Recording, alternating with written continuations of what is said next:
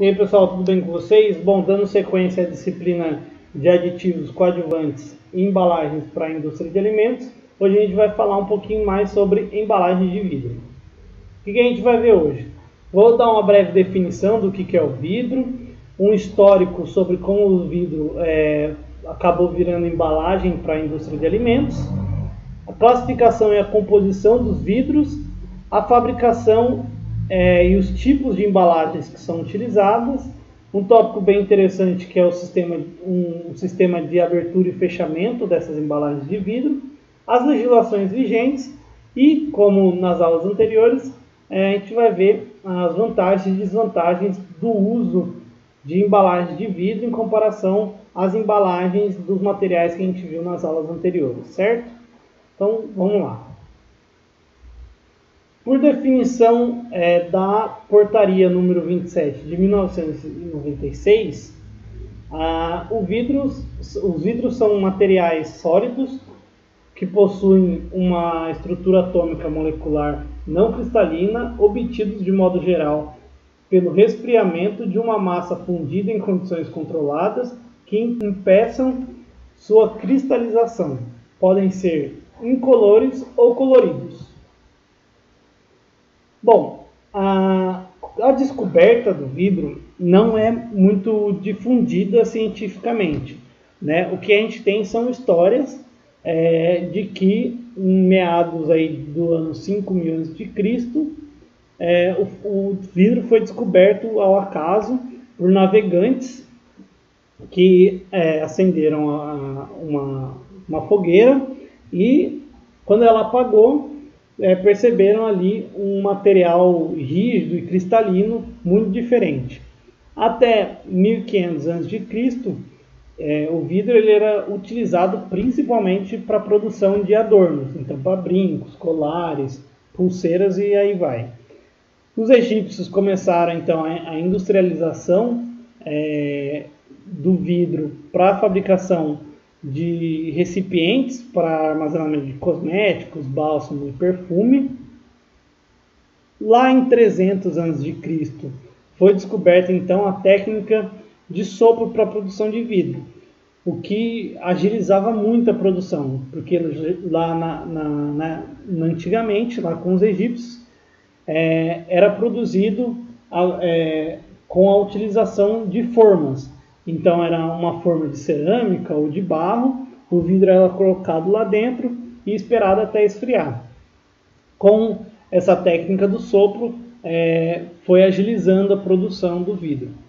Só que só em 1880 depois de Cristo é que se inicia a fabricação de embalagens para alimentos, com o início da fabricação, da produção de garrafas de leite. Aí, com o passar dos anos, a tecnologia de fabricação foi se aprimorando, outros alimentos foram armazenados aí em recipientes de vidro, e chega aqui no Brasil, na década de 90, a produção de vidros mais leves, vidros que eles começam a perder até 20% do peso e se tornam mais rígidos. A classificação dos vidros. Pela legislação, hoje a gente tem 3 tipos de vidros que podem entrar em contato com o alimento. O mais utilizado é o soda cáustico. Ele é permitido para a fabricação de embalagens e equipamentos para qualquer condição de contato com o alimento, incluindo a pasteurização e a esterilização industrial. Do soda cáustico, a gente normalmente é produzido as garrafas, os potes e os frascos. O borosilicato é outro tipo de vidro, que esse é permitido para a fabricação de embalagens e equipamentos para qualquer condição de contato com os alimentos, inclusive a esterilização e cobrição em todos os tipos de fornos, tanto industrial quanto doméstico. Então, do borosilicato é produzido então utensílios domésticos resistentes a choque térmico. Então, a gente tem aquelas assadeiras de vidro, normalmente são produzidas de borosilicato. E por último a gente tem o vidro ao chumbo, conhecido também como cristal. Ele é permitido para a fabricação de artigos de uso domésticos. somente destinados a contato breves e repetidos com os alimentos. Então, na fabricação desse cristal é utilizado chumbo. A gente sabe que o chumbo é um material muito pesado, então também é uma toxicidade muito alta. E o chumbo ele é colocado nesse vidro para dar um brilho melhor. Então, e desse material a gente normalmente utiliza aí para a produção de copos, taças e cálices. A composição do vidro. O vidro é uma substância amorfa, então ele não tem uma forma. Ele toma a forma que a gente deixar ele. Ele é produzido pela união de substâncias inorgânicas minerais, de sílica e de outros componentes. Quase 90% de todo o vidro fabricado no mundo é formado principalmente por sílica, soda e cal. E as porcentagens de cada componente da fabricação eles podem variar, já que cada componente ele tem uma função específica na produção do vidro. Aqui do lado a gente tem um gráfico que mostra mais ou menos o quanto de cada material é utilizado. Então a gente tem a areia, que é utilizada cerca de 70% até 74%. A barrilha, que é a fonte de soda, é utilizada aí entre 10% até 14%. O calcário, que é a fonte de cal, né? Ele é utilizado aí entre 8% até 12%. E depois a gente tem outros materiais, como a alumínio, que é fonte de óxido de alumínio, que a gente pode usar aí em torno de 2%. E o restante é corantes e descorantes. A gente vai ver um pouquinho agora como cada componente se comporta na produção do vidro. Então aqui a gente tem as matérias-primas que são utilizadas na produção de vidro com as suas funções, né, nessa produção. Então a areia, que fornece a sílica, ele tem um elemento estruturante, quem faz a estrutura, quem torna o vidro realmente. Nós temos a soda, que fornece o óxido de sódio, que também ajuda aí na fusão da sílica. Temos o calcário, que a gente viu anteriormente, que fornece o óxido de cálcio, que é um estabilizante químico. Dependendo do vidro utilizado, do vidro que será produzido, a gente tem outros tipos de estabilizantes. Temos os descorantes, que fazem com que o vidro se torne transparente, né, perca a cor. E também temos os corantes. Os mais utilizados são o óxido de crômio e o óxido de ferro, que dão uma cor verde.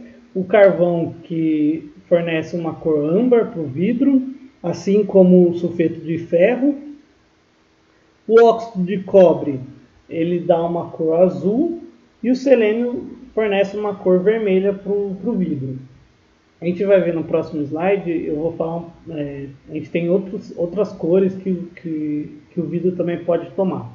E a gente tem as matérias-primas que têm a função de afinantes, então que fazem o vidro se fundir melhor e afinar também o vidro. Então aqui, né, como eu tinha falado, os outros metais que podem alterar a coloração do vidro. O vidro pode ter aí diversas cores, então como a gente viu lá o sulfeto o óxido de ferro, que dá uma coloração verde, o sulfeto de ferro, que dá uma coloração âmbar, o óxido de cobre, que dá uma coloração azul, e assim vai. Assim a gente pode ter diversas cores. Não é muito comum a gente ver, porque tem um alto custo relevado para a produção desses vidros coloridos, né, dependendo daí do material que a gente vai usar. Por exemplo, usar ouro para fazer o vidro ficar rosa, né? E também alguns desses não são permitidos pela legislação brasileira, e por conta de serem materiais pesados, né, metais pesados. E mesmo os que são permitidos por lei, eles têm um limite de migração. Lembra aquela migração que a gente viu nos plásticos?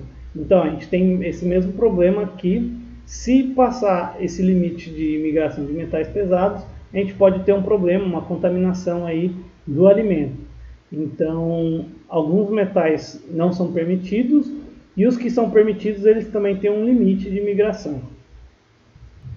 Para a fabricação de embalagens, eu vou deixar aí disponível para vocês esses 3 vídeos que são bem interessantes. Um é do Manual do Mundo, que vocês já estão cansados de eu indicar para vocês, mas é bem didático o jeito que ele explica, né? E ele vai a fundo na fábrica mesmo, é bem interessante a gente ver. O vídeo 2, ele é bem interessante porque ele mostra todo o mecanismo, como é por dentro do maquinário, né? De como são feitas as garrafas de vidro. E o terceiro também de modo geral dentro da fábrica, mas é bem interessante a gente dar uma olhada também, aí mostra tanto como são feitas as garrafas como os potes. Então, de forma bem resumida, como é feita a fabricação das embalagens. Primeiro a gente tem lá as matérias-primas que a gente já viu anteriormente, né? Elas são pesadas e misturadas, né, para a gente ter um material uniforme. São levadas até o forno para que elas sofram o processo de fusão.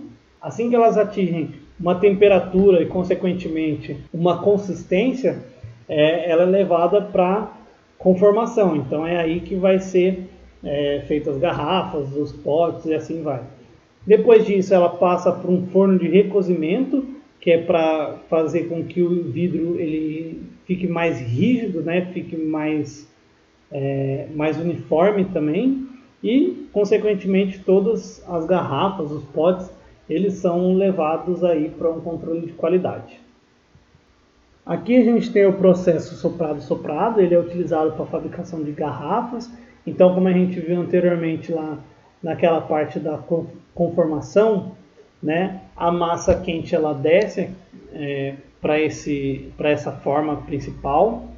Ela é soprada para que ela forme, né, na parte interna aqui um espaço, né, e posteriormente ela é levada para outra forma que também vai injetar ar comprimido de maneira muito forte, com que ela tome a forma e depois ela já tem a forma, né, da garrafa, só que ela ainda está quente. Depois ela vai resfriar e depois vai passar ainda pelo forno de recozimento.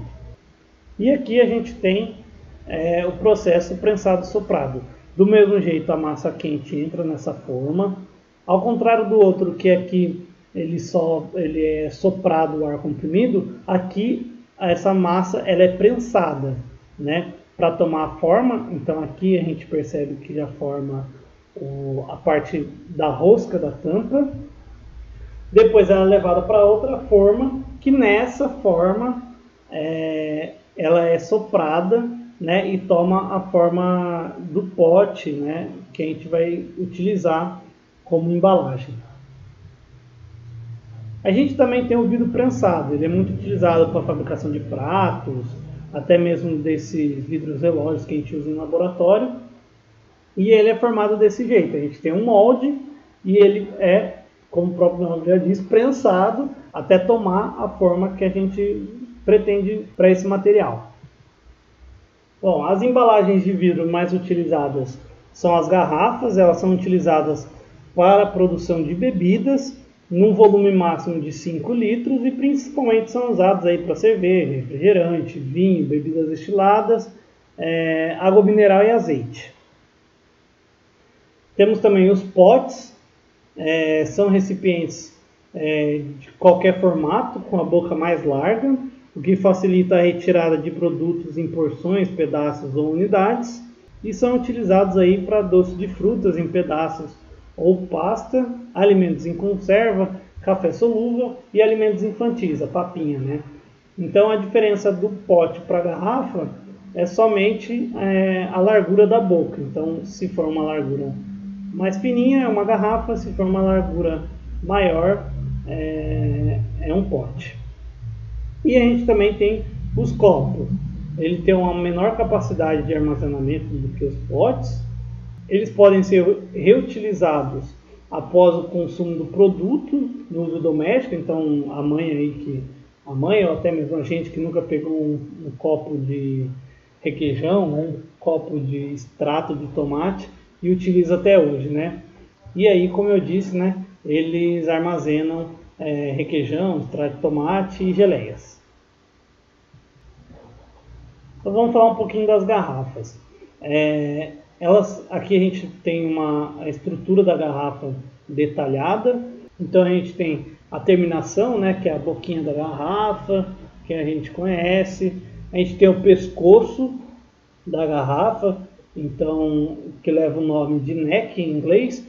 Então aquelas garrafas que a gente conhece são long neck, são garrafas que tem, né, o pescocinho um pouquinho maior. Nós temos o ombro, que é uma parte muito importante da garrafa, que a gente já vai ver mais para frente. A gente também tem o corpo da garrafa, a parede, tudo isso, e o fundo, né, o calcanhar e o fundo, que são partes bem essenciais para a fabricação de garrafas, pois são essas partes aí que vão fazer com que a garrafa tenha diferentes características, algumas mais resistentes, outras nem tanto, e assim vai. E dessas partes, o ombro é muito importante, porque dependendo do ombro que a gente tem na garrafa, a gente muda um pouquinho a resistência dele. Os tipos de ombro que a gente tem hoje em dia, esses são alguns, né, logicamente, são os padrõezinhos. A gente tem as garrafas champanhe, né, o ombro estilo champanhe, onde eles aguentam até 5.000 quilos, né, de compressão vertical. Então aqui é um teste de compressão vertical, onde a gente coloca a garrafa e aqui vai um peso, ele vai aumentando o peso e vê quanto que a garrafa aguenta. Então esse estilo champanhe, ele aguenta até 5.000 quilos em média. O ombro até 4.000 quilos, o quadrado apenas 250 quilos e o Winchester mais ou menos aí 2.000 quilos também. Então a gente percebe essa diferença. Então se eu tenho uma garrafa, né, mais quadrada, ela tem uma resistência menor. Se for uma champanhe, ela tem uma resistência maior. Isso interfere muito na hora que a gente for armazenar. Então a gente sabe que em garrafas quadradas, né, que tem uma resistência menor verticalmente, a gente não pode empilhar tantas garrafas. Os potes têm a questão do ombro também bem importante quando a gente fala dos potes. Também do mesmo jeito que as garrafas, tem a mesma função e as partes também são muito parecidas. A única coisa que a gente vai ter que diferencia aí, então, como eu já disse, a largura da boca, e essa terminação normalmente nos potes ela é mais alta do que a das garrafas. Por conta dos potes a gente tem uma tampa de rosca na maioria das vezes, mas essa terminação também é um pouco mais alta. No copo a gente vai ver então essa terminação também um pouquinho menor, porque já que no copo a gente não tem as tampas de rosca, né? E também a gente vai ver a ausência de ombro. Então ele é praticamente a terminação e logo já vem o corpo e segue o calcanhar e tudo mais. Aqui é uma tabelinha, né, que a gente vai ver um pouquinho das propriedades que as garrafas, os copos e os potes têm. Então as características dimensionais, peso e capacidade volumérica são interferidas aí por conta da altura, do diâmetro do copo, diâmetro da embocadura, todos esses parâmetros alteram as características dimensionais, peso e capacidade volumétrica das embalagens de vidro. A gente também tem as propriedades mecânicas, que são referentes à resistência a impacto, resistência à pressão interna, resistência à carga vertical. Tudo isso passa por um controle de qualidade interno das empresas que fabricam, né? E que vocês vão poder ver aí naqueles vidinhos que eu mandei, que estão disponíveis aqui no slide para vocês. As propriedades térmicas, então está relacionado então à resistência do choque térmico, e as propriedades ópticas, que são relacionadas à cor e à transição de luz das embalagens com o meio interno e com o meio externo também.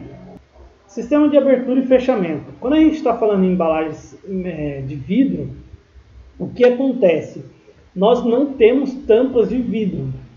Então, sempre que a gente vai ter uma embalagem de vidro, a gente vai ter que ter uma tampa de outro material. Normalmente é utilizado tampas de plástico ou de metais.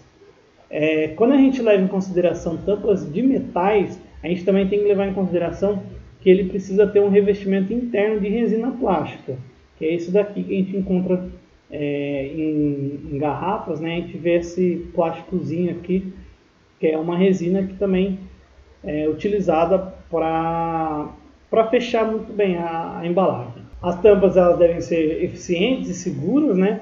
Então elas também servem como uma propriedade de barreira. Elas precisam impossibilitar a penetração de substâncias e micro-organismos, evitar o vazamento do produto, proteger de interações indesejáveis com o conteúdo, né, com o produto que está ali dentro, e muitas vezes ela também tem que ser prática e de alta conveniência, então permitindo aí um modo fácil de abrir e de fechar a embalagem. Então a gente falou aí que devem ser de metais ou de plásticos. Aqui estão alguns exemplos. Aqui, quando a gente fala, né, de conveniência, essas embalagenzinhas não são muito comuns aqui no Brasil, são bastante comuns lá fora, mas a Skol, se eu não me engano, tentou introduzir essas latinhas, essas tampinhas de abertura fácil, né, essas tampinhas de metal de abertura fácil. Também a gente pode ter em embalagens plásticas um filme tanto de alumínio quanto de celulose, que é introduzido aqui, né, para manter o produto mais protegido ainda. Legislações para embalagens de vidro. Então a gente tem a RDC 91 de 2001, que é de modo geral todos os critérios para os diversos materiais utilizados em embalagem de alimentos, né? Como a gente já viu nas aulas anteriores.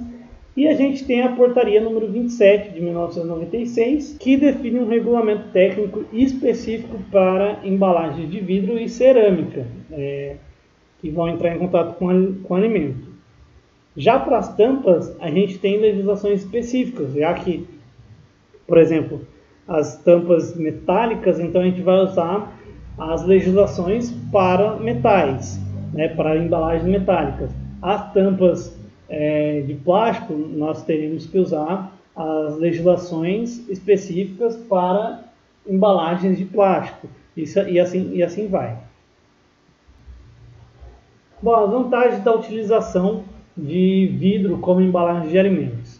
A principal é o sistema inerte que o vidro proporciona, então ele é muito fácil de ser esterilizado, e também o alimento pode ser esterilizado ou pasteurizado dentro da embalagem já, o que facilita e fornece cortes de gastos. As embalagens de vidro também elas têm uma boa aparência, né? Então a gente pode, quando o alimento que está armazenado ali dentro permite, a gente pode ter uma garrafa transparente, o que facilita para o consumidor ver o material que está lá dentro, né? Ver como é que está o alimento.